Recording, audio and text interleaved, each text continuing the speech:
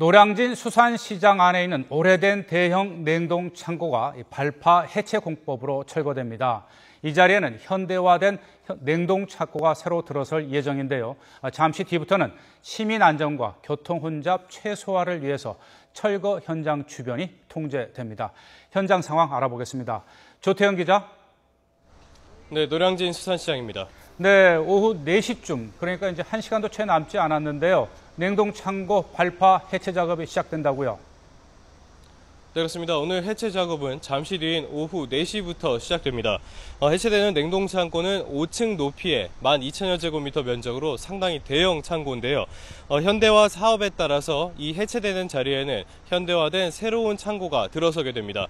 오늘 철거 작업에는 다이너마이트 40여 킬로그램과 그리고 뇌관 800여 개가 투입됩니다. 창고 기둥을 순차적으로 무너뜨려서 불균형 상태를 만든 뒤 구조물이 스스로 무너지게 하는 방식으로 해체가 진행됩니다.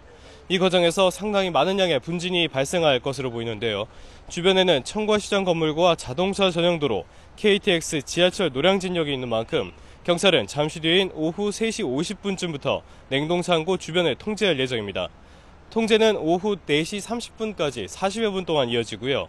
노들길 전차로와 올림픽대로, 서울교에서 노들길 진입차로가 통제될 예정입니다. 경찰은 발파 해체 자체는 흔한 공법이지만 규모가 큰 만큼 피해를 최소화하기 위해서 주변을 통제한다고 설명했습니다. 또 부유분진 발생을 최소화하기 위해서 부직포를 촘촘하게 설치하도록 하는 등 행정 지도를 하기도 했습니다. 네, 이 발파 해체가 자주 쓰는 흔한 공법이라고 했는데요. 지금까지 어떤 사례들이 있었습니까? 네, 말씀하신 대로 발파 해체는 이런 건물들을 해체할 때 많이 사용하는 공법입니다.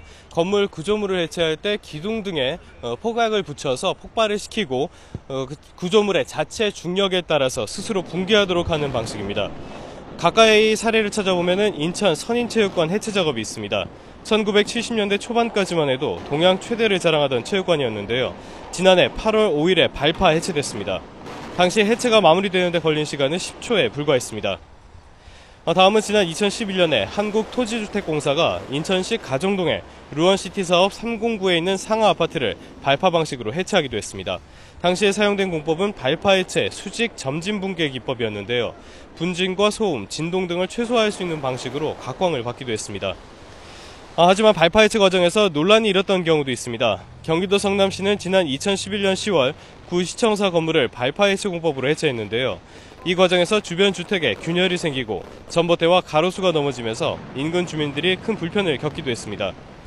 또 폭파 잔재물에서 성면까지 발견돼 주민들의 반발이 이어져 공사가 잠시 중단되기도 했었습니다.